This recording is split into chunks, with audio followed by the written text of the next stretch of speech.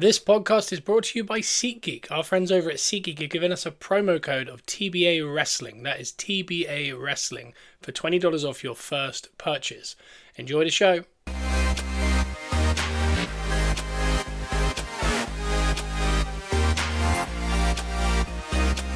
Welcome to Gunners Are Us, where we are positively Arsenal. And that we are. And boy, do I feel better. Boy, do I feel better. Warm and fuzzy in my tum-tum. Shout out to Simon Miller. And that is right, guys. The Premier League is upon us. That means a lot of things. But one of those things is Miller Mondays will be starting next week. Unless Miller doesn't Monday. But the intention is next week Miller will Monday. The intention's there. Yeah, so every single Monday, Simon Miller will drop his thoughts on the weekend that has been. And then on Wednesday, you'll get our usual Gunners Rust podcast. So this is the last of our current season almost. If you imagine a couple years here, we've been doing it just every single Wednesday. We're going to add an episode to the Monday. So Simon's episode will be Monday. Our episode will be Wednesday. It's like CM Punk when he was on Collision. We had to make a whole new show because we just don't get on with him anymore. The rift is there. The rift is Simon there. will be there fresh off the back of Arsenal Man United from Old Trafford on Sunday. He will be, yeah. Simon will be fresh. Hot and heavy, either positive or negative, we'll see. I don't know why, but your voice is spiking. Is it? I'm really far back. Yeah, no, but look at it. Wow. Yeah, look at you when I'm talking, look. And now you talk. Hello. Yeah. All right. So that will be starting next week. We have got the Patreon in the works. It's not fully up yet. Today, while I've got Joe, I'll probably make some kind of intro to it. But it'll be coming during this season, obviously. We just got to try and build this podcast as big as we can get. And Whilst you've got Joe, it sounds a bit like an illness. it does, yeah. But it's not, I promise you that. And you'll be getting way more episodes over there. Once we do that, I'll probably try and do almost daily video, audio. So you got something to listen to every single day on the way to work, or however you listen to this podcast. But you can check us out on TikTok at Gunners Rust Podcast as well. 2 videos a day. One of the videos is us ripping packs. Yes. With one Elton Prince of the WWE, and the other one is usually just Arsenal-based news. But I started this show by saying I feel a lot better. Talk about a yin and a yang of a preseason. Yeah. 2 games that made us feel so unnerved by the upcoming season, and then a game that made us feel so enthused. Hopefully that's not a precursor of how the story of the season goes. With 1 minute they're like, oh God, what are we doing? And the next minute it's like, that looks fantastic. Do that again. And it does feel like that's kind of followed us a little bit because, again, we come second most years in the last 3 years. Always a bridesmaid. Yeah, and 90% of the time you win games. And you win games by going, yeah, we're good. Pretty comfortable. But there's also these 5% where you lose a lot. I'd say 90% is harsh. I think hard because it's not 50-50, is it? Because it's drawing. But let's say 50% of the time we win. Yeah. 30% of the time we draw, 20% of the time we lose. Good math. In that other 50% of the draws and the losses, there are games where we do sit there and go, I don't understand what's gone on here because you're so good. You can watch us Sunday. Oh, brilliant, yeah. Wednesday. Oh, yeah, we're really good. Saturday. Oh, we ground that out, but we're good. Yeah. Wednesday, great. Sunday, it was tight. We played well, but it was a draw. Next week, win again. Amazing. Yeah. The next week, I don't know what team I just watched. And then it goes back, and it goes all the way back to the start, and it starts again. You have like a 5-6 games where you go, yeah, we play that way. Yeah. I don't know what it is that causes us to do these kind of dramatic drop-offs. If we're confused by it, then the ultimate perfectionist, Mikel Arteta, is probably really scratching his head at it. He can't figure out what's changing. You'd probably, you'd hope so. Anyway, you'd hope that he's probably at it, thinking, "What are we doing?" I think he's at it. But before we jump into those 2 preseason games, this episode is going to be, I would say, cut into halves, but similar to the wins, losses, and draws. It's not really a 50-50 thing. It's more or less going to be 2/3 a preview to the Man United game with Bruno from the Man United sector of our world. Yeah. So Bruno will be on to discuss, and we recorded that interview last night. That'll be the second half of this episode, and I say half, I think it's about 45 minutes. So this first bit, we're just going to kind of briefly touch on these pre-seasons before we jump into that preview of Man United versus Arsenal. So if you have any Man United friends that look at our podcast and kind of go, oh, Gunners, give it a listen. Yeah, definitely. From a Man United perspective. And we're not overly biased. No. We'll very much have a conversation about where they're at, where we think we're at. But one thing is for sure is that preseason game made us feel great. We finally, Joe and I, in a Nando's somewhere in Newport, managed to... Squeeze that in. Yeah, we managed to watch that first half Joe managed to do the celebration in the Nando's. I did. Why not? And It's not often you can tell your kids and your grandkids that when the mask finally went on for the first time, we were sat in a Nando's between wrestling shows. in Newport. We worked at Comic Con from 9 till 3 Yeah. on the Saturday. We then built a ring, watched the first half of that in the Nando's, did another show in the evening, drove home, slept for a few hours, drove again to Newport, and then did Comic Con from 9 till 3. Busy. And then drove home. We're literally at the end of a long 6 days. It's been a long one, yeah, particularly for Joe. Because he's pretty much worked every day for, I think, like 10 days. Yeah, but you've been raising a little one. I've been raising a little one, yeah, which is also tough. But the game itself was good. I've gone back and watched it. I think the clear standout, I think we'd all agree on, was Zubamendi. Zubamendi, you know, it sounds so kind of arbitrary. Yeah. Arbitrary. He's 2-footed. Yes. And for whatever reason, that really does Oh, yeah. change a lot for Arsenal. And it's a worry that did change a lot for Arsenal. But we've been very left-footed that pushes it out right, because you're naturally, as a left-footed player, turning on your instep, looking at the right-hand side where Odegaard, Saka, you know, and all these guys are. And we've, in the past, had very left-footed based midfields, left-footed based centre-backs.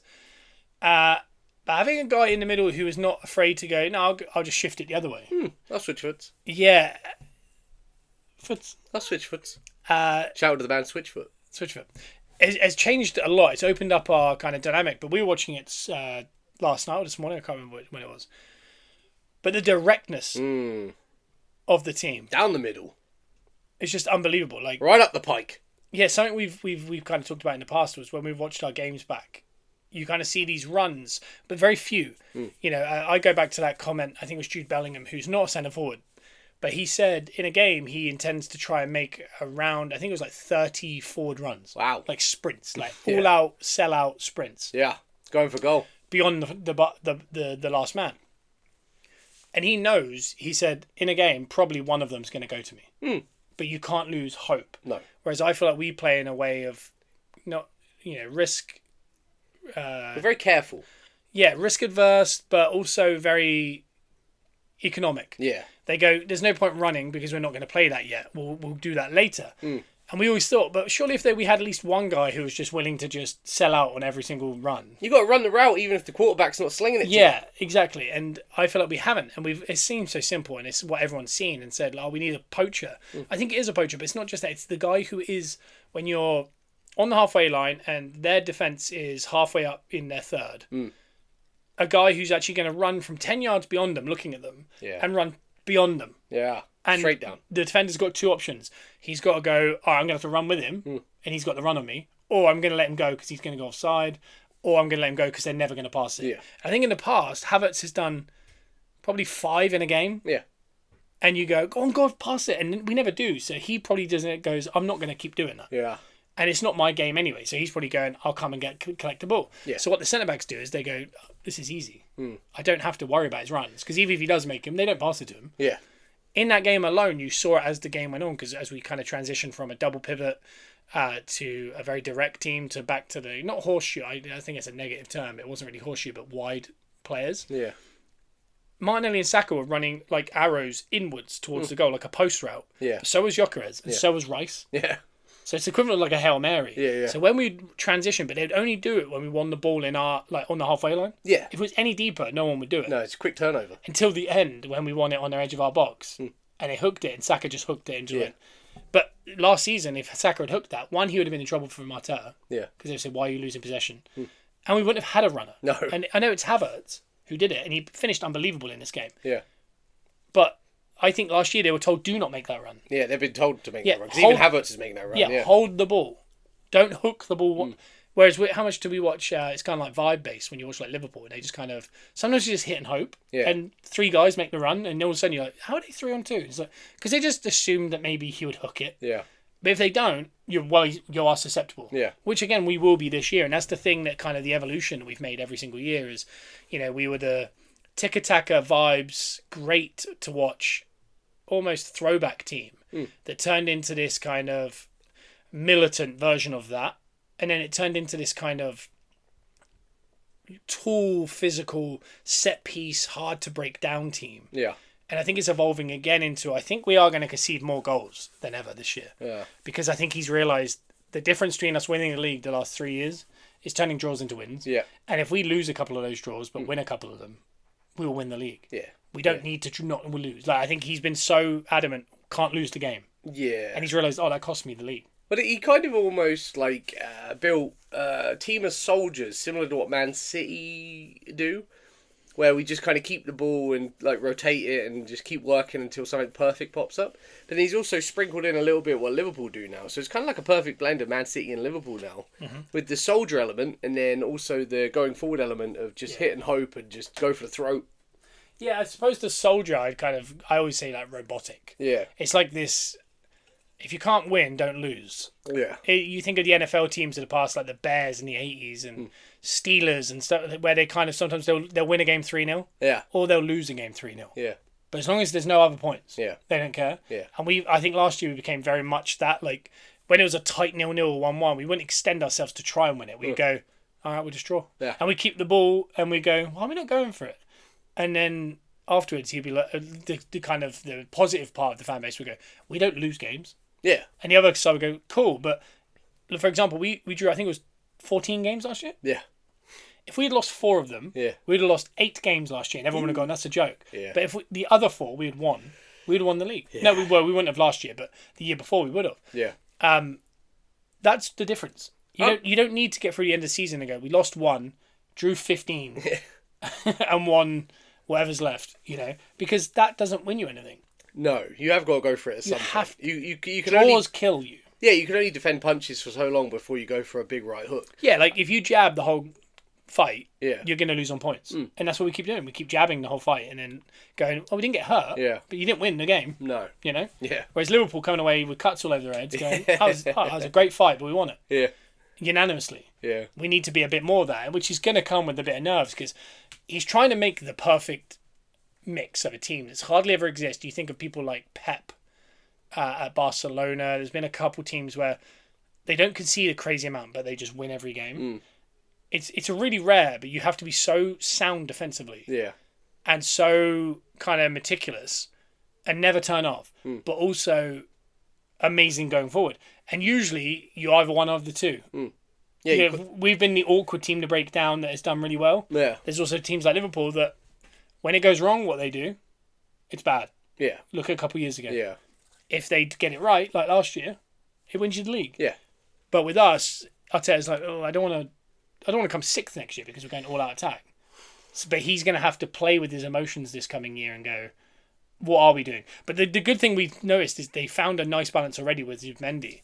Is throughout the game we transitioned between going out wide and players all making direct runs. There was times where Zubimendi won the ball back, played at Odegaard. Literally, there was 4 players making post routes basically in the NFL towards the goal, and that's what led to the corner that led to the first Gyökeres. The goal was he tried to slide it in for Gyökeres, who was with Martinelli and Saka all running to the same ball. Yeah.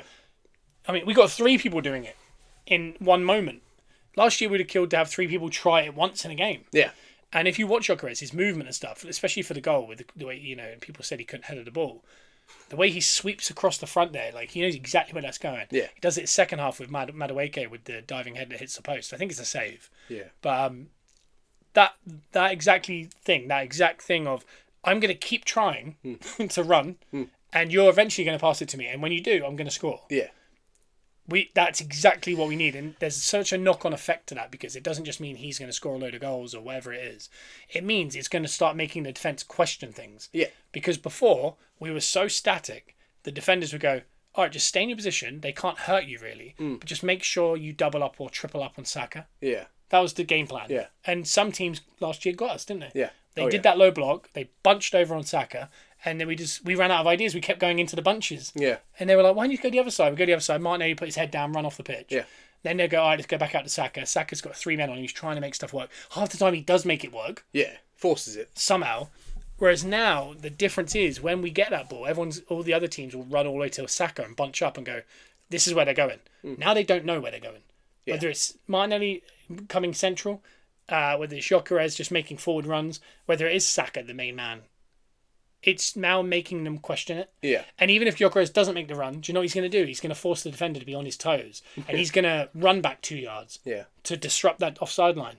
And therefore, when they do play it to Saka, he's got 2 yards to play with because Gyökeres has pushed centre-back back a couple yards and out of line. Yeah. So there's such a knock-on effect. And the fact that we've overperformed, having not had this before, I know, is mad. It's just whether they can find that exact balance to get him in the game, but still not make us super open. Yeah. And I think we will. That match was a good indication, but that was also not as fit as us, La Liga side. Yeah. I don't even think Gyökeres is quite... No, he's definitely not. He's been on holiday. He hasn't been training. He hasn't been training until now. I think as the season goes on, he's going to get stronger and stronger. I mean, he may start strong. He already has, kind of. But yeah, those near post runs, forward runs, they create holes. They don't just create opportunities. They create holes, like you said. Yeah. It brings in other players into the game that aren't always in the game because there's no threat down the middle. I know people have been begging for a striker for so long. It's not just having a striker that can just score us goals. Yeah, it's not. We're not just asking for him to score 30 goals. No. The way he plays is going to open up Saka to be able to get over that 20 mark. Yeah, it's going to put fear in them. Or Rice to get 15 in a year. Yeah, because we've got this big bruising striker that is willing to just run at you as fast as he can. And so far, he's unfit. And I mean, every game I've watched, if you watch the focus on him, he does keep running. He keeps running into those holes, and he doesn't always get it. Yeah. But it makes us so much more direct because when teams think, oh, they're going to have to set themselves, they're going to have to figure out how they're going to attack us, before you know it, Ray's gone long. Yeah. And you saw in this game, his hold-up play was really good. Yeah. He either wins a foul or he knocks it back into that midfield. And when he drops and he knocks it backwards towards Zubimendi, Rice and Odegaard, Saka and Martinelli were just running like diagonally inwards above him. Yeah. So that's something we haven't seen. And it's something we actually saw right here when Moreno played up front. That was almost the go-to, was we either built up normal or we went direct to Moreno. And what he did was he drop into that half space, knock it back into the midfield. And I don't even remember, like Liverpool away. Yeah. Moreno played great up front. Yeah. And Saka and Martinelli were super central. They were playing almost like double forwards. Yeah. And Moreno was playing as a 9 who would drop into almost like a 10 role to bring them in. And which is very similar to what Firmino was doing with Mane and Salah, and why Mane and Salah scored so many goals. So I think Gyökeres is going to fill that role of someone who's going to create a lot of goals by dropping deep and creating the wide players to come in. Yeah. But he's also going to be someone who's going to go, no, I'm not dropping. I'm staying right here and I'm going to keep running. And so I think the mix is nice. It really depends on a lot of... There's so many circumstances in the Premier League season, isn't there? Like Old Trafford away... Are we going to play how we want to play? I don't know. We talked about last year. We started with one of the worst first 10 games of the season. This year we've got the official worst first 10 games of the season. Yeah. Which isn't helpful because momentum, it just kills you because you can't expect to beat Man United, then beat Leeds, then beat City, beat Chelsea, beat Liverpool, all before the last international break. But if you do... then you're in great stead. But it also, the long-term effect that's going to have on the players, because there's going to be red cards, there's going to be exhaustion, suspensions. I think there's enough rotation. Injury. There's enough rotation there now, I think, to tinker with it a little bit. We've definitely got a huge rotation. We've got 27 players, first team players. We have to have 25 by the start of the season. Yeah. And I'm comfortable with all of them now. Yeah, I'm definitely getting there where, you don't want them all switched in. Like, if... The only thing I'd say is I really felt good about Zubimendi or Norgard. But the more we're seeing Zubimendi, we realise just how maybe integral he is and crucial to that team. Yeah. That it could be one of those that every time he ends up having to miss a game and Norgard comes in, everything. Even though Norgard's great, it doesn't quite fit that style. Yeah. And we might resort back to what we were last year, which was more of a set-piece team that kind of try not to lose. Yeah. I don't know. Yeah. But time will tell. Time will tell.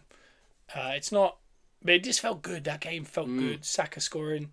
Saka scored a couple in the preseason. He's looking sharp considering he had the big injury and the big surgery last year. Yeah, preseason's always a tough one because I always see it as if you have a really good preseason, chances are the season's not going to be as good as you think. And if you have a really bad preseason, it's going to be better than you think. I always have this weird, like, it works in opposites. But our preseason's been, like, random. Like, I don't know what to think. I mean, if you I think that almost is the perfect... Because I think he's tried a lot of stuff and he's put different units out there. Yeah. Do you know what I mean? Like, we talked about it, like a transformer. He's put, like, different shoulders and arms with different legs and different heads. We rarely saw the whole team as a whole. Until this week. And it worked. And again, even this week, that was not Lewis Skelly and it wasn't I'm going to be honest, and my bold prediction is that I think Madueke is our starting left. Yeah, I see that. I think he's giving Martinelli every opportunity. Yeah. I think game week 1 at Man United will be Martinelli. Yeah. And I actually think it'll be Calafiori. But I think if you ask, like when you look around the pitch, I think we've all got who we think is the first teamer. Yeah. Odegaard, Rice and Zubimendi is that midfield three. Yeah. I think everyone would agree that's the midfield three. It's quality. Not saying any of the players that could come in aren't as good, but that's what we consider the three. Yeah. Raya, Saliba, Gabriel, starting three. Mm-hmm. Timber, I think we all agree, is the right back. Yeah. Saka is the right winger. Yeah. Gyökeres is the centre forward. Yeah. Then left wing, left back are definitely... Maybe the combination depends on who the other one is. So that's what I think it is. And I think it's not that Lewis Skelly is now back up to Calafiori, because I don't know how that happened, because Calafiori missed a whole year. Yeah. He's susceptible to defending. And Lewis Skelly was unbelievable, maybe our player of the year. Unreal, yeah. So the idea of him being one that loses his spot seems a bit odd. But I do think, I agree, I think it's... I wonder if when Zubamendi's playing, they don't need someone to cut in, like sit in there with him. Skelly was doing that a lot. Because Rice does it. Yeah. Because if you think about it, the reason you kind of you invert a fullback to sit with that midfielder to push another 8 on or push out wide into that position. Like Rice was always on that touchline a lot when he would do that. Whereas when Zubamendi's playing, him and Rice become almost like a double pivot. Yeah. And it's more attacking up front. Like the three players are attacking the final third. So I wonder if when Martinelli and Zubamendi are playing, it's going to be Calafiori. But if it's Norgard and Madueke or something like that, it could be Lewis Skelly. Yeah, there's combination. Same with the other side. I think the differences between Ben White and Timber are different. They're different players. Yeah. But I think not to get caught up on who is our starting 11. That is the one thing I'd say, is not to get caught on, like, I just want to know what is our best 11. And then feel bad, like, why is not Lewis Skelly our first 11? Yeah. It's not. It's going to be ever changing. I think every week, and this is what you want. This is what Pep. That's why people call Pep Roulette. Yeah, you don't want a starting 11. Like, you want to have a combination of players. At Man City, tell me what their front three is next year. I couldn't. We know it's Haaland. Yeah, for sure. But I don't know. And then depending on the game. Cherky, Mamouche. Yeah. It's not Grealish now. Savinho, Savio, is it? Savinho. It might be going to Tottenham, but Rodrigo potentially. You might have Rodrigo, but I mean, in the past we've done it where we're like, is Foden going to play out left, or is it De Bruyne, or are they inside? And then he plays with Doku and someone else, and really super wide. And you're going, I thought they were going to play with a midfielder out wide and then a winger on the other side. Yeah.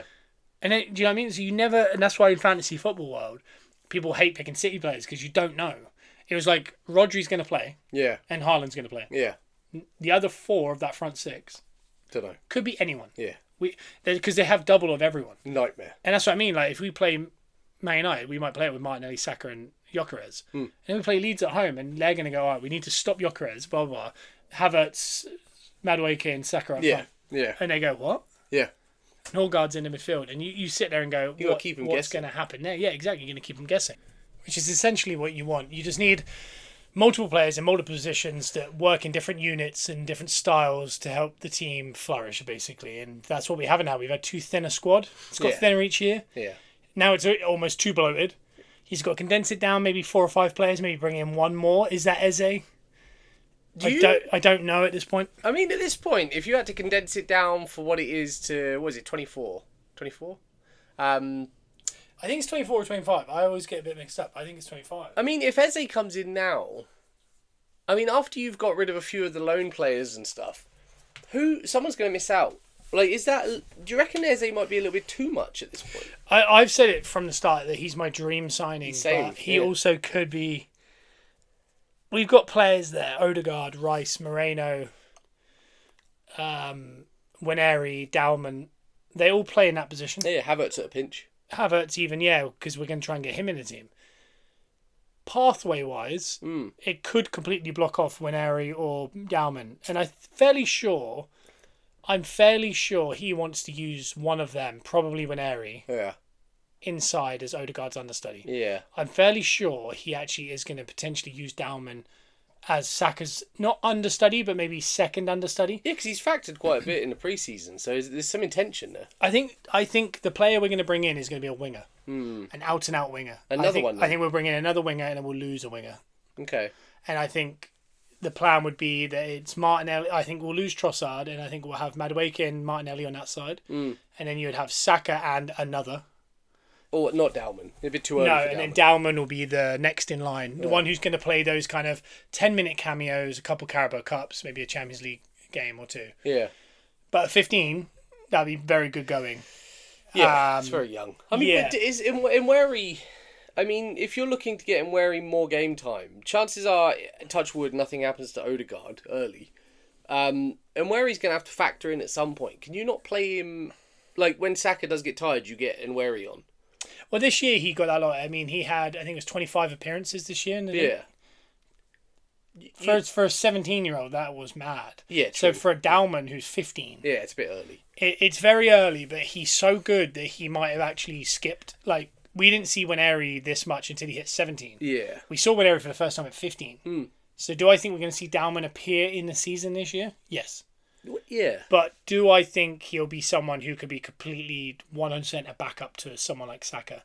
Not yet. Not He's yet, not a but- winger. No, but not technically. Nweri prefers to play central, but Nweri is a good backup to Saka. So we don't necessarily need that extra winger. Yeah. I'm saying that now. Fast forward like a few months, and we're down players. Yeah.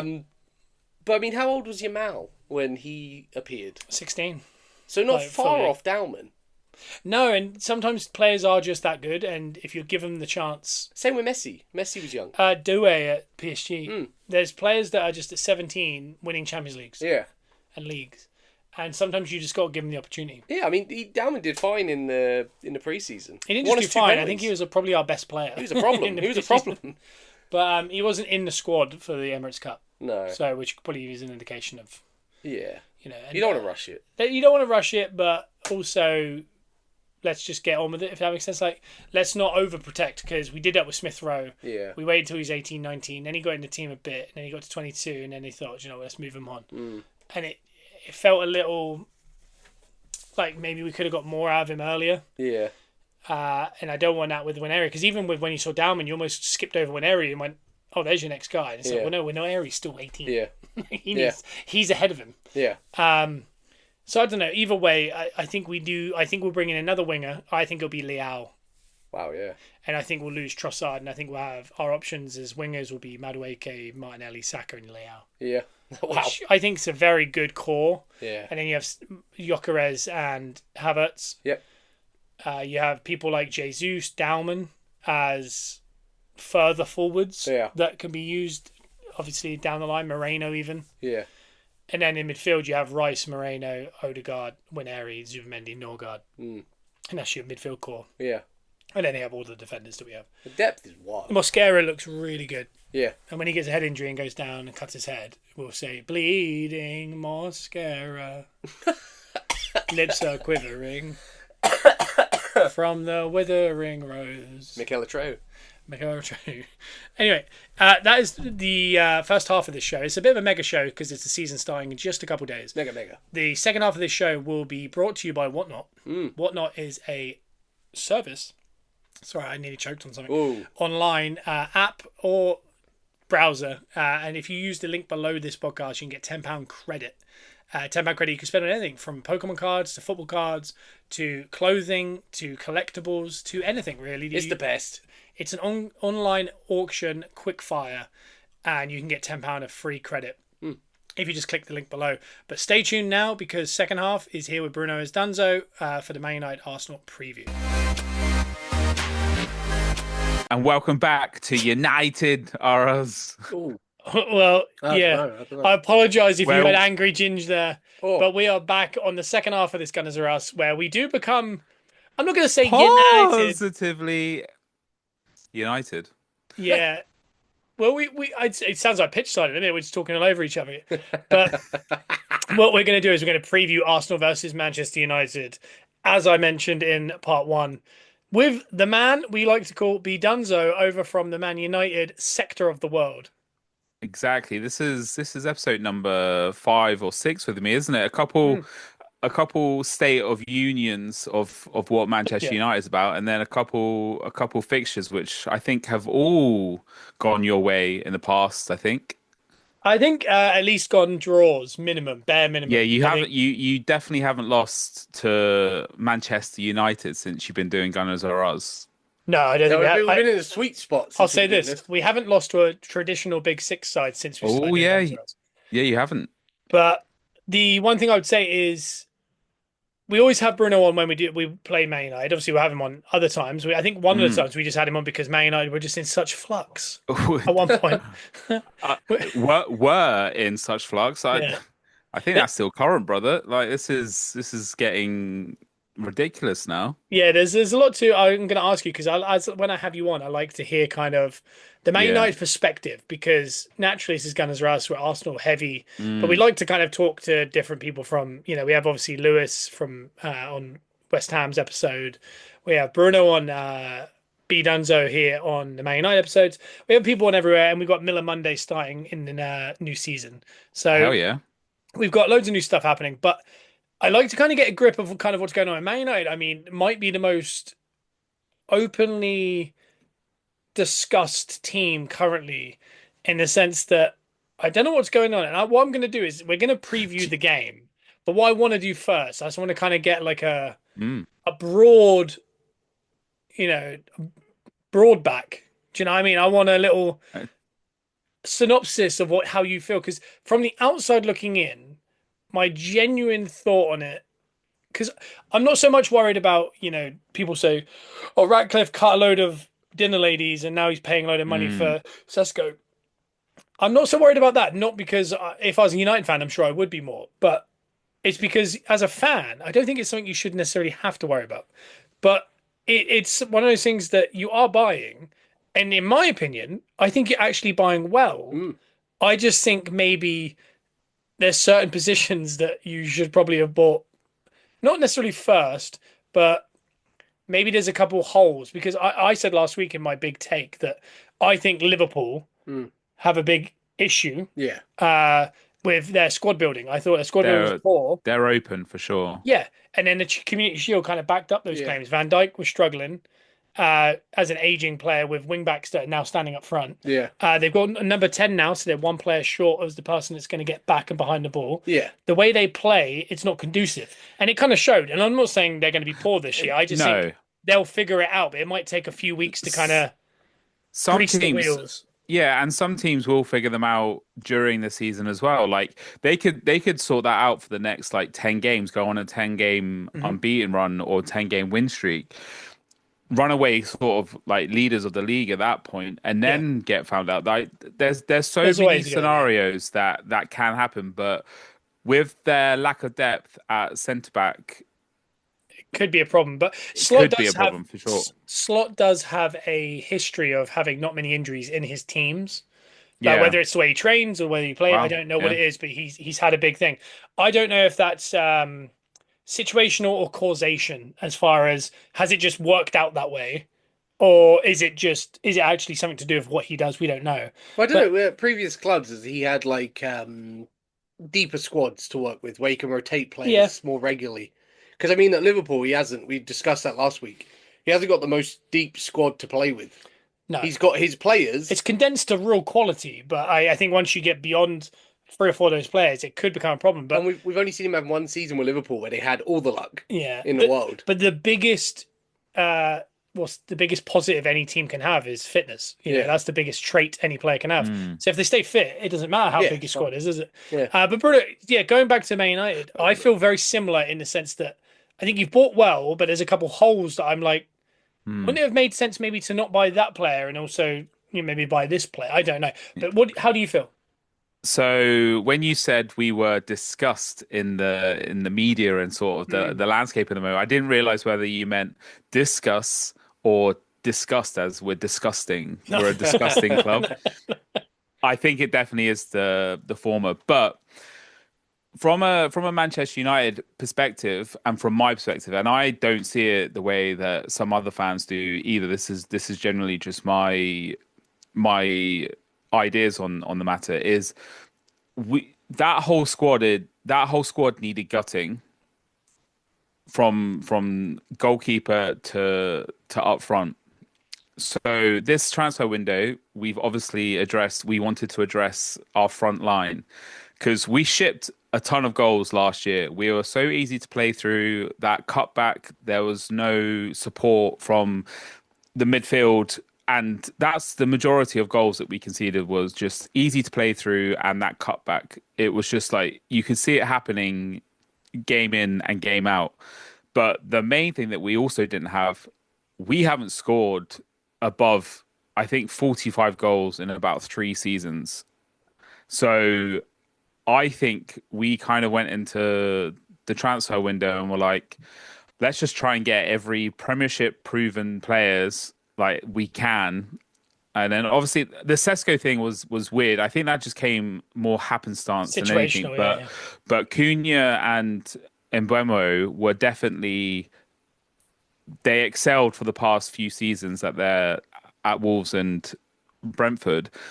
And we're just like, let's try and create as much as possible. We may ship goals because we still have those like frailties at the back, but let's try and actually just outscore opponents potentially. It doesn't work like that, obviously, but I think you can't address the whole squad unless you've got endless money and we can get rid of our players, which is quite possibly the worst thing that we are terrible at this moment in time is getting rid of players for any amount of money that we can't do it. We are the opposite of Chelsea. They seem to be able to get money left, right, and centre for players that that Chelsea don't want. They want to offload, but they're getting like 30, 40, 50 million. It's Madueke. mad, yeah. This is It's on. I feel like Arsenal are the exact same. We're so bad at selling. Like we have Zinchenko, Champions League winner, Premier League winner, all these things, and then they're like, "We got to sell him," and he's an integral part of the Arsenal squad. He's 26, Mm. Ukraine captain, 6 million. You're like, well, we bought him for 35, and that felt like a good price. I don't feel like he's Yeah. got worse. He's been just as good. So I don't know what it is, but United are very similar to Arsenal in that. It's so It hard to has to be recoup that contracts. money. Surely, it Has has to to be be, contracts. It has to be something. But kudos to those clubs that can sell on well yeah. because they're obviously doing something right. But so we addressed the forward line. I think it was so, as a United fan watching week in week out, it was so dull. The amount of creativity technically was there as such, but our finishing with the with Garnacho, Rashford, Ahmad, Anthony, whatever, was not good. Hoyland, and obviously Hoyland Xerxes up front was not the best partnership or the best rotation ever in the world. So I think we've tried to address the that up front aspect of it, and I firmly believe that we probably weren't looking at a striker, and we were going to probably go with it with either Hoyland or maybe a Watkins or a Calvert-Lewin, something like that. Like either Hoyland backs up Watkins or Calvert-Lewin backs up Hoyland, kind of thing. But I think it just happened that we were able to get It's a sliding doors Sesko. moment, wasn't it? And I think you Yeah, it couldn't was. pass up the opportunity for such a No, good I young think player, essentially. I think he could be special. He's definitely got more potential than Hoyland when he came, but he's also got 2 or 3 more seasons worth of experience than Hoyland. Hoyland's been kind of stuck for the past, like in regards to progression for the past like 2 or 3 seasons. So the glaring hole we all know is in that midfield, and I like if to consider Man United a giant circle. we're Uh, a donut FC, yeah. and if you pierce that in, you know, when you see the nurses and they have the balloons and they put the injection in, but they don't pop it. Yeah. Yeah. That's United. If you can do that, you're hey, it's the easiest game in the world. Yeah. But if you Mm. can't, it might blow up in your face because the player that I tried to watch some of your highlights of a couple games. I think it was Everton or Bournemouth. I can't remember which one it Mm. was, and it felt like maybe going forward you definitely had a bit more fluidity There's because energy yeah, more than there's more anything. energy, there's more quality, I'd say. But 100% the tenfold. minute the other team got the ball and they played one pass, it felt like Mm. there was a giant hole again. And it feels like, are you going to go into the next season with Casemiro and Bruno as those kind of two in the middle? I think it probably will start out Big Cass and Bruno, which is You, terrifying and you because can't teach that. is Bruno is so terrible for uh what's it called when you have to stay in position? Why am I Oh, yeah, I've blanked as well. disciplined? Poorly Discipline, yeah, disciplined in regards to you can say in regards to being a little dirty player, but discipline he's not disciplined in the terms of how we need that six central midfielder to play, and Casemiro hasn't got the legs, so it's just going to be cut and paste from last season unless we pull off probably the transfer of the decade and we get the little believer. believer. Yeah, how much you believe if you watch Spring? Not much. Yeah, I'd say he's a I've less seen the ready highlights though. That's Casado. all I'd I say that need. he's a less ready Casado. Okay. I'd describe him as that, but he's good. I don't think he solves your problems. No. I mean, he certainly helps it. I think he certainly helps it. How would you describe that midfield, Joe? I'd describe it as soft. Soft. Yeah, because I'd say going forward on paper, United, like forward wise, I'd be pretty happy with how they set up. I must Like, admit, seeing that, I think all three of them were holding up the jerseys at the Old Trafford this week. Yeah, on Saturday. Yeah, Yeah. Cunha, Sesko, and Yeah. Buemo. yeah. And I Hey, thought, don't forget Diego Leon. He was there too. He was who was that word you just said? Diego Leon. He's Who's the that? left back we signed in Oh, okay. January, but he didn't get unveiled until Saturday as well. Oh, But the big three summer signings got the most picture and yeah, attention. For those three you named, the Premier yeah. League tested and then Sesko. I like to call them as a tag team, the Premier League tested. Cunha And Sesko. yeah. Yeah. I like to call them Big Tesco's. Big Tesco's. Yeah. If you had that as your fantasy football like front, well, it wouldn't be a front three with the other two, but like that was your Yeah. basis of your fantasy football. You think you do You right? do quite well. Yeah. So if you're taking it on that merit, it should work quite nicely. I'd be pretty Hmm. satisfied with those signings. But yeah, the issue is in the middle, not just defensively, like being able to play through, but also turnovers. Because those three players are going to rely on turning the ball over and getting it back up the other end quick. Yeah. They're not doing that. Like, it's going to go all the way through to the goal, and if it doesn't go in, they're going to have to start from the back and move forward.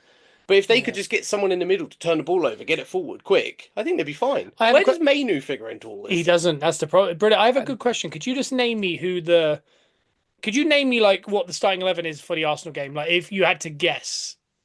My guess would be Anana, annoyingly, because he's going to be back, which is annoying within itself because he hasn't been in preseason, so he's going to be rusty on top of being really out of form last season. Yeah.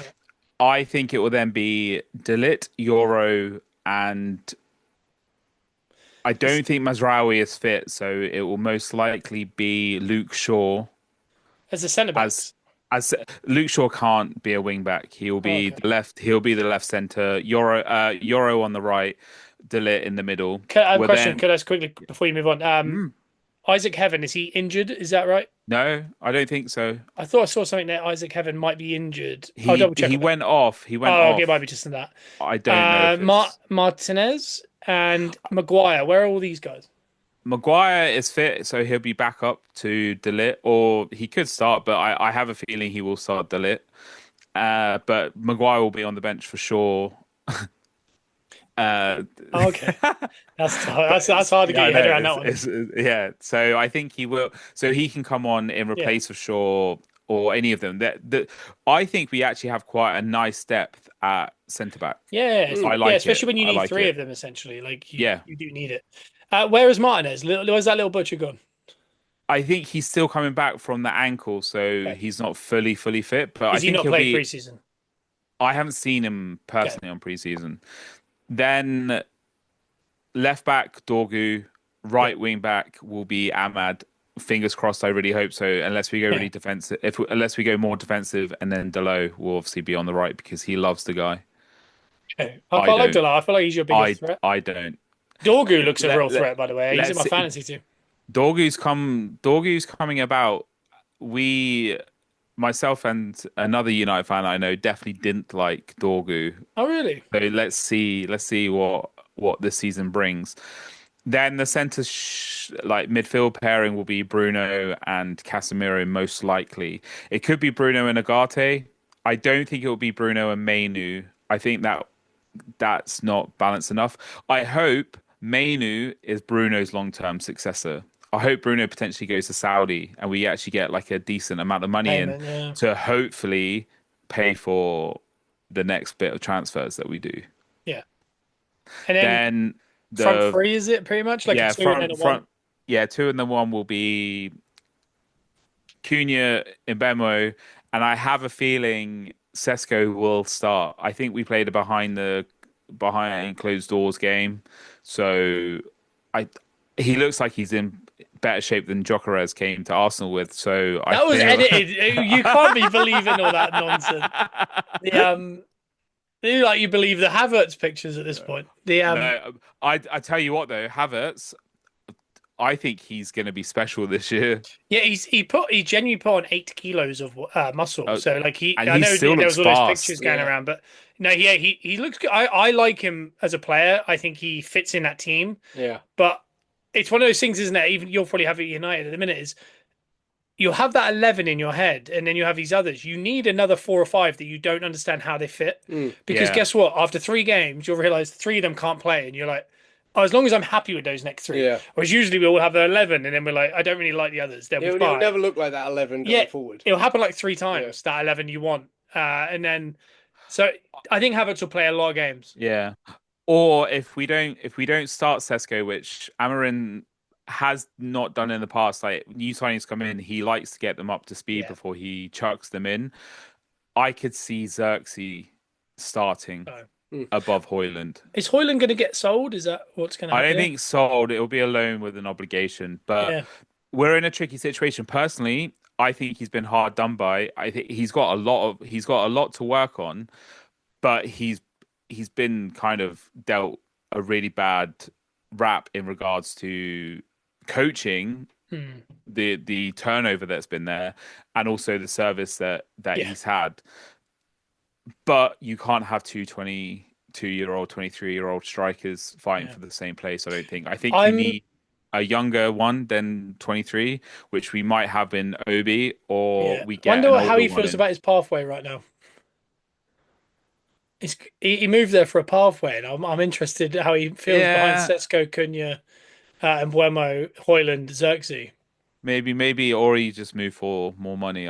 We don't know. Yeah, have you? That money was madness, by the way. The Heaven one made sense. I think at the time, I remember going like, "Why are they giving him that? Like that's crazy." Because I think he was on 3 grand a week at Arsenal.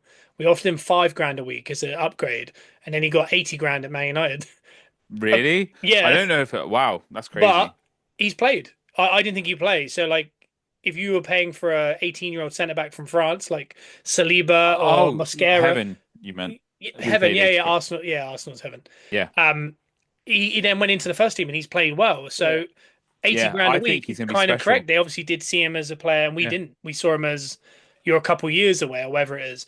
So that one totally made sense. The Obi one was an odd one because obviously he's done it mainly for.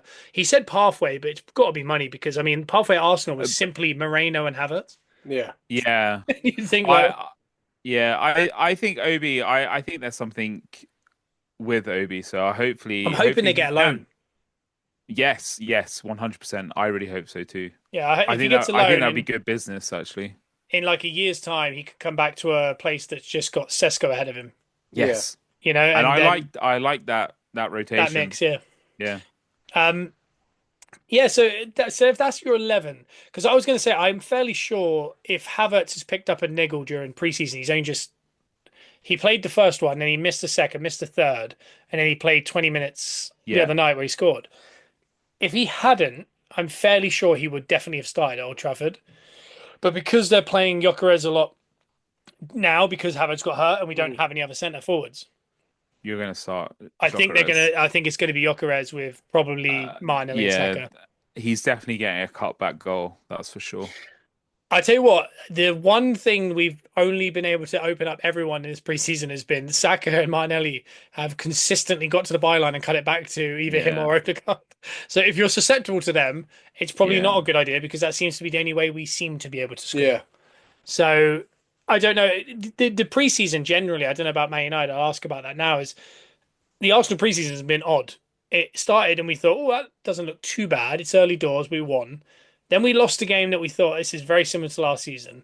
Then we came back and lost one that really made us all feel very Uneasy. uneasy and like this isn't good. Like we've really taken a step back. And then Mm. this week, this past weekend, we played one. But again, it was the first time we'd played it with our actual, not an actual level, it was close to. It was about 9 of the Yeah. 11. And you thought on paper, you thought if this team doesn't get a tune, maybe we are in trouble. Yeah. And it did get a tune. And you forget the midfields mean so much because the game before we had our usual front three, but the next three in the midfield was Norgard, Moreno, and Waneri. Well, it's secondary. Yeah, and then the minute the first team with Rice, Zubimendi, and Odegaard came on, the front three went off, and it was Nelson, someone else, Max Dowman, and I think Moreno went up front. Yeah. So it didn't look quite as balanced. Whereas this week they got a lot more balance. But there was a moment I must say is in the start of that game. There's 10 minutes. If you watch that, I've watched the game back.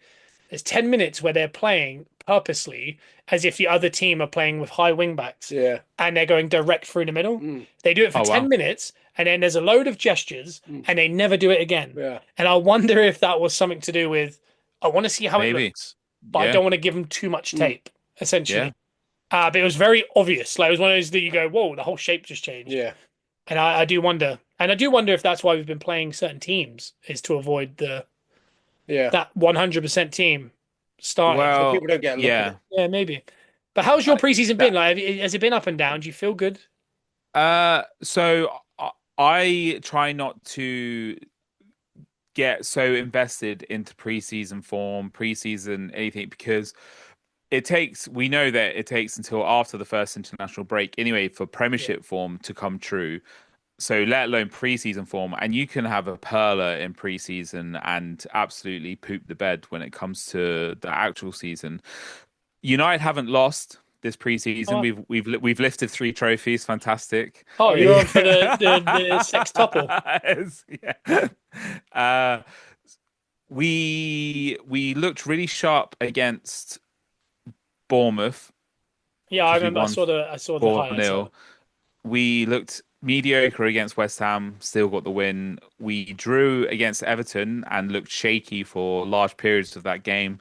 Florentina was very nullified. They scored a very strange goal, which strange in the fact that no one picked it up. It was a terrible goal to concede. Like he was just open from a corner. And it was just an easy tap in. Like it was They're the ones that bizarre. worry you because it's like these Yeah. are set pieces. Yeah, exactly. We've been really bad at defending set pieces this preseason. And then it looked like we got a jammy goal back, and then we drew that game, and then we won the penalty shootout. So it's not been terrible, but it's not been lights out by any stretch of the imagination. The only thing that I've seen is decent energy from where we've had Cunha and Mbeumo. They look like they're definitely up for it. Cunha we've seen a lot more of. I like Mount has impressed this preseason. He's definitely an off the bench option for one of those 10s. He's not Yeah. he's not He's a almost Bruno. perfect for that, isn't he? Yeah, he's tidy, and if he can stay fit, then I think he's a very good option, like an unlock option off the bench if we're actually struggling. Yeah. So that's what I find a little bit of positivity in, is that our bench actually looks like it can potentially do things. Like we have decent defensive help and we have some decent attacking / like playmakers. Yeah. We just that midfield again, it's not strong on paper, and we don't have necessarily the depth to cover certain scenarios. So that's the only thing that I really worry about. Yeah. Do you not think your team would be more balanced if Bruno was one of those 10s and you did Uh, feel like if it was Mainu and Ugarte in the middle and then Bruno became one of them with like, let's say, Cunha? Yeah. The annoying thing is 100%, because I also thought ideally before we got linked with Sesko, I'd like to see Bruno in that false 9 with Mbeumo and Cunha as the striker option. Oh, that's Galaxy Brain. That Pep would have loved that. And then probably Casemiro Ugarte being the definite defensive attribute. But Yeah.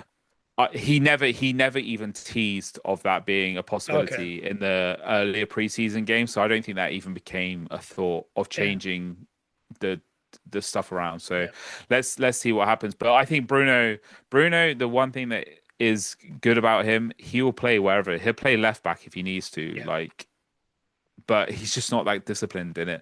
Yeah. He's gonna play the sixth, but he's gonna be up in that area where Yeah. Mbemo and Cunha want to be. So Maybe in that way. it's gonna be a mess. The I always look at that formation and that personnel. And if I, take away any rivalry, take away anything, there's so many subplots to this game. Like the fact that if we had done this podcast 3 months ago and said opening day it's going to be Arsenal Man United and you're going to have Sesko and we're going to have Gyökeres, Yeah, we'd all be going, what? Like, well, how would that even happen? Like we've been trying to buy that player for 3 years. So I mean, the story that he's going to come and score against us is written there. And then Gyökeres, his old manager, and all yeah, this. There's so much that he's going to do the thing at Old Trafford. It's so well written, but you don't fully know. But when you do look at it, and I go formation wise and personnel wise, and I'm thinking, Cunha and Buemo are real scrappy runners. They do get back. They're not necessarily the most traditional discipline as far as defending, but they will get back and track everyone. But yeah, if you imagine them two, and Sesko, and then Bruno kind of standing between them in my Yeah. head, and then the high fullbacks, and then bloody Casemiro stood there with Yoro and his mates back here, and Unana's going, "Oh God!" It does feel very like Yeah. if you penetrate that first bit, there's a giant. You're kind of at them, Yeah. yeah. and I don't know if that even makes sense as far as like how it would ever look on paper, like on in physical, but it looks very light. Like it looks worryingly light. If I was a United fan, like it's like a glass thing, like those puddings you get where you tap it and all the Yeah. ooze comes out. It feels like that. Like if you can get past that first one, you're in. Yeah. But I don't know. Yeah. Like in reality, when you watch it, you're like, oh no, there's always Welcome, everything's plugged. yeah, welcome to the majority of last season. Try and figure it out. I think this season will be better. And if there is such a glaring hole, sometimes against the bigger opposition, those do get plugged and Yeah, people are a hell of a lot more yeah, disciplined. So this being the opening fixture, the Sunday 4 o'clock is I just don't like it. yeah. It's a I'd nightmare. rather be a little. I'd rather be a Saturday night or something. Yeah, you want to be Like, hidden a little bit. Like yeah, well, it's not all hidden, eyes. but It's all eyes on yeah, that game. the main innit? event. Like so, therefore, everyone's going to be putting that extra 10% in. yeah, The game's going to be that little bit different to what it should be. I could see United winning that, for example, 1-0, but then going the week after and losing, Yeah. and everyone yeah, going, "Why couldn't Arsenal beat this team?" It's like because they were at it. It was day one. Yeah. yeah, Sesto against Arsenal. It was Old Trafford. It was all these things, a perfect scenario. And then Arsenal go, I think we're home to Leeds. But I think we got Man United, then Leeds, and I think it's like City or Liverpool, and then it's City or yeah, Liverpool. It's a yeah, horrific run. But Yeah. there's that one game, and I can imagine us losing this, everyone going, oh no. And everyone going, United, whoa, here we go. Yeah. And a week later, we smash Leeds 6-0, and Man United lose, and everyone goes, what's yeah, happened? And like you yeah. said, it's scenarios, and that's why the fixtures are very subjective subject. Some people go, you got to play everyone. It doesn't matter. But momentum does mean a lot. Yeah. 100%. We saw it last year. We had a horrible start. First 6, 7, 8 games were rough. But we also ended up getting all these red cards Yeah. and all these things that we didn't actually get bad amount of points from the first 6 in No. the end, but we put so much effort into it. We then had this horrible 4 or 5 game lull where all the players were either injured or knackered, Yeah. and we were just getting run on. And it took us until November before we then hit that next gear and we Yeah. kind of re-caught back up. So that momentum does suffer, and this could, I'd say to Man United, it's a little bit of a free hit. If as long as you don't Yeah. get smashed, Yeah, everyone will go, do you know what? They look better, or they're going to Yeah. be better. Whereas with us, I think if we lose, it could be like, oh, they can't even beat Man United, even if Man United do look good. that goes into the season thing. No one expects anything from us, Yeah. but they definitely expect a top four, pretty much winning the title finish from Arsenal. Arsenal, yeah. This, you've got your striker, you've got a fantastic upgrade from Partey.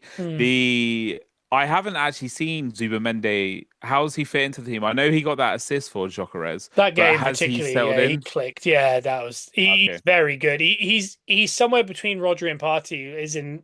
Partey always wanted to go forward, but he doesn't. It's hard to explain. He's very like. It reminds me of Santi Cazorla a little bit. Mm. Like it's very clever, but it's not overly aggressive. Where he could lose the ball a lot. He does a lot of the simple things, but he does seem to have fit in really well. But we're playing a lot more direct. I'll say that. There's a different. You know how we do that horseshoe. All of a sudden, we're Yeah. playing very much because Gyökeres, something we've missed for so long. He is willing to run every time a midfielder gets the Ah, ball. okay. Yeah. Sprints Yeah. beyond the defenders. And if they don't play him, he runs back and he sprints again. Mm. Whereas we're used to players all dropping deep looking for the ball and no one's really going. He just Yeah. keeps going and it does. And because of that, defenders go with him. And as for Saka's not doubled Open. up, and then Saka Yeah. goes, well, I scored 20 goals doubled. I'll be happily to be singled. Yeah. So there's some real positives. I find it a really interesting game. I don't because we've only It's won one time in the last 15 years at Old Trafford. it's that if it was at the Emirates, I would say guaranteed Arsenal win. Yeah, I feel a lot of I confidence. think it would be a 3-1 event. However, this has got draw written over it. A Mm. 2-2 probably. Yeah, like that 1-1 when we were in Florida last Yeah. year. Or I've actually got it as a 2-1 Arsenal win. I Ooh. think it'll be similar to I think it was last year, didn't we? Potentially that offside goal where then Declan Rice and someone else scored right at the end. I think it'll be Jesus, sort of yeah. that. You'll get a late winner, I think, but I think it'll be a competitive game, and I think it'd be really competitive. that's honestly the only thing I want is Uh, I just want to be in it, Yeah. in for a chance and actually showing some Fight. life. Yeah, Yeah. I think with Cunha and Wemo, you're really gaining that. Like Cunha, I love Cunha. I think Cunha's a great player. Obviously, I've watched a million comps on Sesko. Again, when we were getting him, I was excited, but I was also nervous because I was like, we pretty much have never seen a player transition correctly from the German league to the Premier League. no, So it's a gamble, but I felt that way when we were getting him. But it was a gamble I was excited about because he's just so big and powerful. But yeah. it, I'm looking forward to the height. We haven't yeah, had that sort of athleticism yeah. in the final third in a Yeah, while. for a long time. Yeah, he's a really good player. It's really interesting to see the Premier League. We've got Gyökeres, Sesko. We've got who else have we got in a minute? There's a new ones coming in. Man City today look like they could be getting Rodri.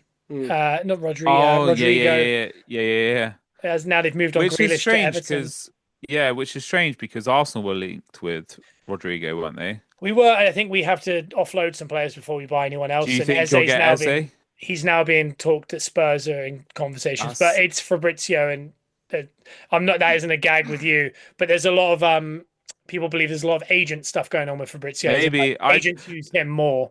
the one thing that I do to be honest, I was going to bring Goldbridge up because some of his takes are getting silly now.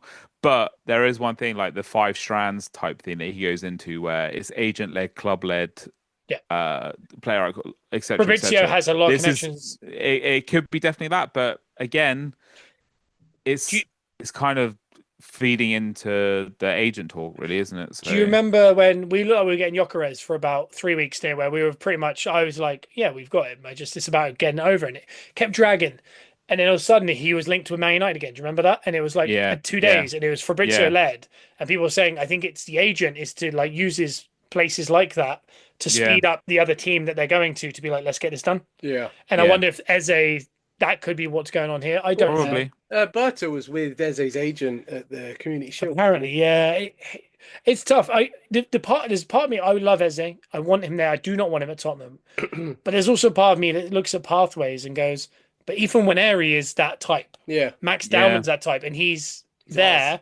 He's free, and I want them to have that. Whereas he comes in, he blocks that pathway a little bit. Yeah. So it's tough, but we'll see. I think a lot It's more is still going to not a happen in this bad- transfer window.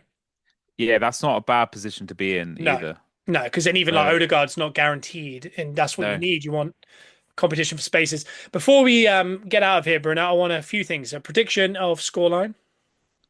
2-1 Arsenal. I'm going to go 1-1. I'm going to go I'd take that. 2-0 Arsenal. Ooh, you listened to last week's episode. Joe's got some heavy takes. They were My God, within I days, heard the within heavy days takes. of my takes, they were completely taken away from me. Yeah, Isaac. I No, brought that up Sesko's with at you on Newcastle. Thursday. Yeah, Over under, Bruno, 12.5 Sesko goals. this season in the Premier League? Oh, I think you're right on the cusp. I think it'll be slightly over. Okay, in the Premier League or all comps? Yes, in Premier the League. Premiership. Yeah, yeah. Okay. Do you think you'll have 20 goals and assists, like, goal contributions? Yeah, Would overall. you take that right now? Yes, Yeah, yeah. 100%. I'd take that Yeah. with Jokeris. Yeah. I Yeah. think Sesko's going to be really good. I think I, I, I, he's a good I player. think he's actually going to prove a lot of stuff this season. I Yeah, think he's actually going to help Man he's United do all quality. right. He's quality. There was a couple other ones I wanted to do. Will Onana be your starting keeper by the end of the season? No. Over and under 0.5 trophies this season. I reckon we'll get the Carabao. Oh, okay. Hmm. Okay. What would be your realistic take and what you want? They might be one of the Uh, same as far as if we do this podcast I, in 9 months, what would you be satisfied with? I'd be satisfied with decent cup runs in both of them. There is no excuse not to get to the quarters at least in the FA Cup and No Carling Europe, Cup. right? Wow. No Europe at all. Yeah. Yeah, dated And yourself. yeah, and the I would say fifth is what I'm aiming for because I think the top four is pretty much set. Unless one of them has an absolute clunker, the top four is set, I think. And I think hopefully if the ones in Europe Champions League especially do what they did last year, hopefully that fifth spot still becomes available for Champions League. And that would be the ceiling and the absolute best case scenario if we can hopefully win a trophy, get to the last stages of both of those domestic competitions, and then get that fifth place. I think I'd be happy with anything top eight and playing decent football. I want to see a positive goal difference because That's I'm not sure mad. if we've had. That's It's so mad. terrible. It's such a worry. It's terrible. And then I want to see definitely. I want to see more than 50 goals, Premiership goals between like as a team Yeah. Who's at going to take your least. penalties this year? Do you think Bruno Fernandes? Bruno, 100%. Okay. So where's Mbeumo going to get any He's of his? he's just ice cold, Bruno, Yeah, he is. until he decides he doesn't want to. And Mbeumo will get more assists because he definitely will be on corners and he'll be on the free kicks Oh, more. will he? Okay. That's evident. The Yeah, he seems to be taking a lot of the in like Mhm. the in swingers, but taking it out to Ahmad and then putting it in Yeah. from a more dangerous position. I think he gets more assists than goals this year in Bomo for sure. Okay. And will Amarin be your manager at the end of the season? Yes, Okay. yes, Well, there you go. There you have it. We've got Arsenal Man United at Old Trafford this Sunday, 4:30. Get ready for God knows Neville making sounds. yeah, Carragher explaining how Liverpool are far superior, both teams, even yeah. though they're not playing. I saw the referee today, and he'd take a pick on Wow. who he's gonna go after more out of the two teams. We've got, I think it's Simon Hooper, and then you've got Tierney, and you've got Gillett on VAR and fourth official. To Oh give you an God. idea, if you don't know who those two people are, they're Liverpool fans, and they are not Oh allowed to do Liverpool games. Yeah. If you remember wow. last year, Arsenal got 5 red cards. 4 of them were those, Yeah. and they also hate Man United. So This is fun. yeah, Because Casemiro is definitely going through someone. yeah, Zubamende might be out for a couple yeah. of weeks. I'm not gonna And like. this time last year was when they were experimenting all those rules on us. So Yeah, we've this got the year's that keeper one, haven't the we? I keeper can't one. wait for David Raya to to give us a Mate, couple I don't corners. want him in my fantasy team just because I know what they're going to do. Yeah. He's going to be Kepa's going to be in our goal within week 3 because Uh, we've had too many red cards. But yeah, the chaos that could come. But I'm just excited for the Premier League. Me too. I mean, we're Man United and Arsenal fans here, so we can rip into Liverpool. How about giving them a Friday night game against the people that have lost their back 5? That'd be nice. Yeah. Exactly. Oh, Ridiculous. oh, That'd be yeah, very no. nice. Well, Yeah. how convenient. Yeah. And they're gonna. Do you know what it reminds me of? And this worries me a little bit for them winning the league. Is do you remember when Chelsea had Mourinho and they bought? I think they bought Diego Costa and Cesc Fabregas Yeah. that summer, and they played the first night. I think it was Yeah. a Saturday night game, Yeah. and they won like 3-0, and Schürrle scored, and Fabregas assisted like 3. Yeah. And I remember it was one of those where we all went, "Yeah, but how's that all fit in the team?" Like you kind of felt that Yeah. way, and then he went, "Oh," and they just Like I can see it now. Salah goal, Etikite a goal, Verts 2 assists, solid Yeah. 3-0, and everyone's going to go, this isn't good. And then we're scrapping at Old Trafford. In 2 weeks But we've got City, I think. Ugh. Liverpool have got a harder run after that, though, haven't they? I, I think looking at, I think that I saw the Opta thing, and I think they were in the top like 8 of hardest first 6 fixtures, Mm. something like that. Yeah. Last year we were second. To this year we're first, so that's good. Maybe that's a sign we're finally going to go from second to first. Who Maybe, knows? That's maybe, it. maybe. Trust the numbers. We'll find out. But God What knows is the your expectation on this season? What on is your ceiling? Like for what? Arsenal. Yeah, what is your unbiased, your realistic expectation? I'd say the real ceiling is genuinely a Champions League and Premier League double. I think they're good enough. Ooh. My what I at the end of the season would go, I'm happy, is genuinely, I think for what's going on like financially, like is in the teams around us, how everyone's improved. I think if we could get a top 4 and a trophy, but realistically it's that Champions League trophy, Yeah. I would be 100% happy. But if it Hmm. was an FA Cup and we had like another semi in the Champions League or something, and then we Yeah. came fourth, I think I'd also be content with that. Simply because everyone seems to have improved. But after 8 weeks of this, we might also go, oh, Man United bought terribly, it turns out. Yeah. Tottenham are the same old Tottenham, and the manager's going to get sacked. Liverpool are all over the shop, and you go, it's our year. Yeah. I don't know. Or it's us that's doing Who? that mess. So I don't know. What about you, Joe? You the same? Yeah, similar. But I think with the trajectory and the way things have been going, we've been improving season by season. So everything's got slightly better in the last 3 seasons as it's gone on. We've taken like further steps forward. I think this season it has to be the Premier League or the Champions League. Yeah, We because have to we win come one. second, second, second. But this year we weren't really a second. It wasn't a true second. It was No, just we were the nearest but people. on paper, But the like Champions League, we went to that yeah, next level we haven't ever done. I think yeah, I think it has to be the Champions League or the Premier League. You have to secure one of them. Otherwise, the route we've been going, it would be like a drop off. I genuinely think if we came top 4 and won the Carabao Cup, I think Arteta's not our manager. Yeah. I don't want that to be the case. I don't want that to be the case either. I know loads of fans hate him, and everything. I think you got a good thing with Yeah, I agree. Arteta. I He think there's a may lot of follow be, on with it as well. yeah, he does. He does a lot of things that are potentially annoying to other fans. As long as they don't annoy Arsenal fans, let him keep doing it. I generally think that he's the best person to actually like if you stick with him, I think you'll Yeah, have more fruition than chopping and changing. yeah, You can well, literally see what happens when you chop and change your yeah, manager yeah. Yeah. And who else is out over there? and I over and couldn't name over. you a manager that, No, that realistically would come that I'd go, oh, he'll exactly. instantly get us over the line. Well, this is Yeah. his team. Like he's done all of this. Like There's a lot of knock on as well. Like if he goes, I think Saka, Saliba, a couple others might go, Yeah. do you know what? Let's try somewhere else. I think the only reason we could move on from him is that he's got us as far as he can, Yeah. and someone else has. I think he might. If he leaves, he'll leave because he goes, I don't think I can get him over the line. You need to try someone else. Yeah, and that's if it all stays intact and Yeah. they do it the right way, Yeah. and he picks the guy that he thinks will be his successor, and they move forward. I like do that. think he needs the Premier League or the Champions League, and I think there'll He be he needs a if he major doesn't, major. yeah, I think there's still question marks. But It's tough though because it's mad because one team can win the league every year, and I mean, yeah, like 3 separate teams have won it in the last 12 years. Yeah, It's so I think tough. if you don't, as long as you're consistent and don't have those patchy periods, and you Yeah, just get potentially beaten by the better teams or whatever, that's where like say you lost to Liverpool, say Liverpool won the title over you by 2 points, and that's because they won the one game against yeah, you or something like that. Like, what are you going to do with that? Like, there's genuinely not yeah. much. That's what it was 2 years ago with City. We lost by Yeah, 2 points, and it came down to one draw, not into a win, yeah. and that's football.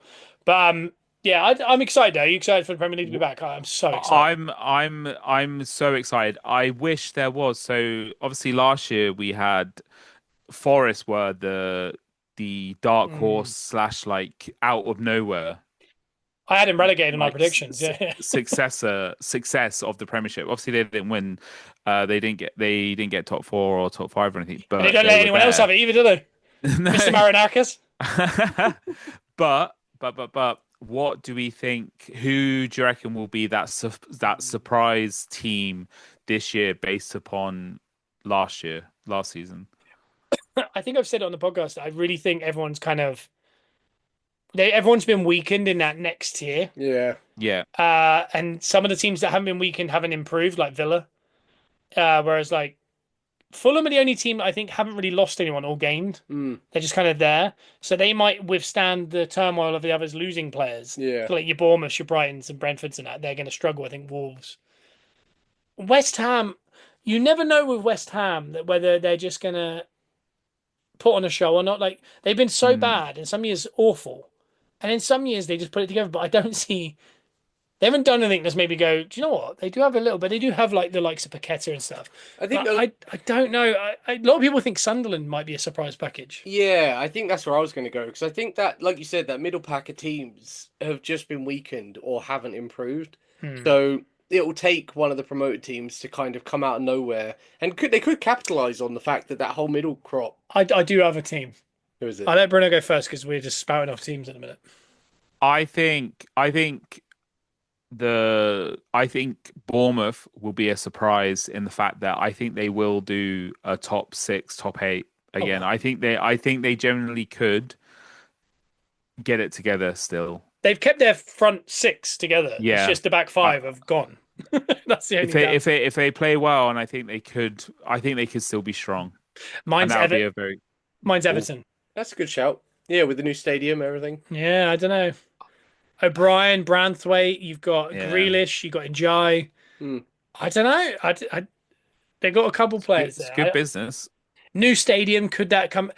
New stadiums tend to usually mean you struggle. Yeah. Yeah. Or in their case, it might be the opposite. Maybe they'll have every game's a cup final because they feel like they're at Wembley because it's bigger. They're fired up. I don't know. Yeah. But I generally think that because what do you think are United's chances this year? Like what's the ceiling for United? I'd say top 6 and a Carabao or FA Cup. Like I think United are just a team. I think the best teams ever because I think we have a recency bias with a lot of people go, oh, you got like they're not good enough, and it's like, well, they won like for example Arsenal. They're a big team, but they don't win enough. It's like, well, we won the league like 20 years ago. Yeah, that was 20 years ago. There's like a recency bias. Man United now haven't won the league for, what is it, 13 years, 12 years? 12 years? Yeah. At some point, there's enough generations are going to go, yeah, they don't win leagues though. Yeah. But what you're doing in this gap is you're winning cups. You've picked up FA Cups, Europa Cups, Community Shields, FA, whatever it is. You've just picked up silverware at Wembley. And if you can fill that gap with that, by the time you turn it back over, and you think of Arsenal in the 70s winning leagues, in the 80s we're winning cups. By the end of the 80s, we were winning leagues. Yeah. Through the 90s, we only won cups. And at the end of the year, we start winning leagues. And then when we stopped winning leagues, we started to win the FA Cup again. Yeah.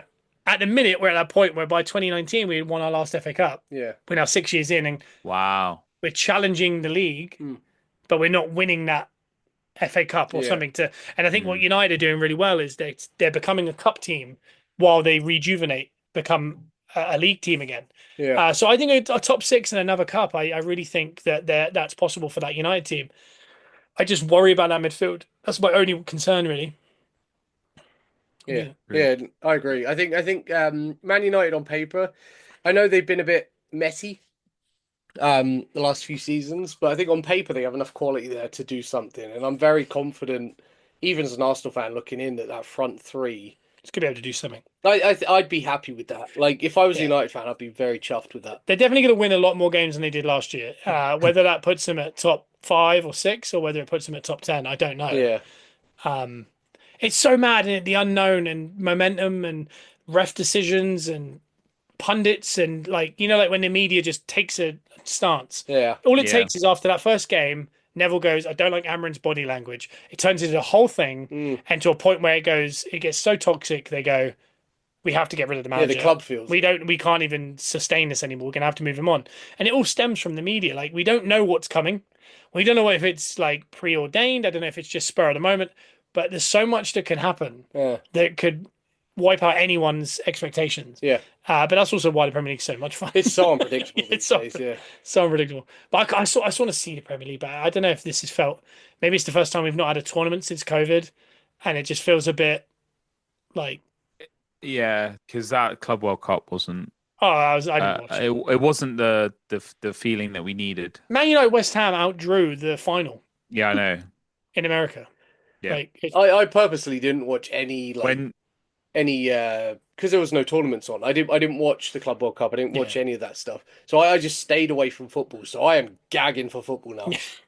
hey, when you're United, you're big, you're big. It's Oh, just what it. It's just what yeah. it is. And for a casual Gunners R Us listener, yeah, that was a horrible way to end this episode.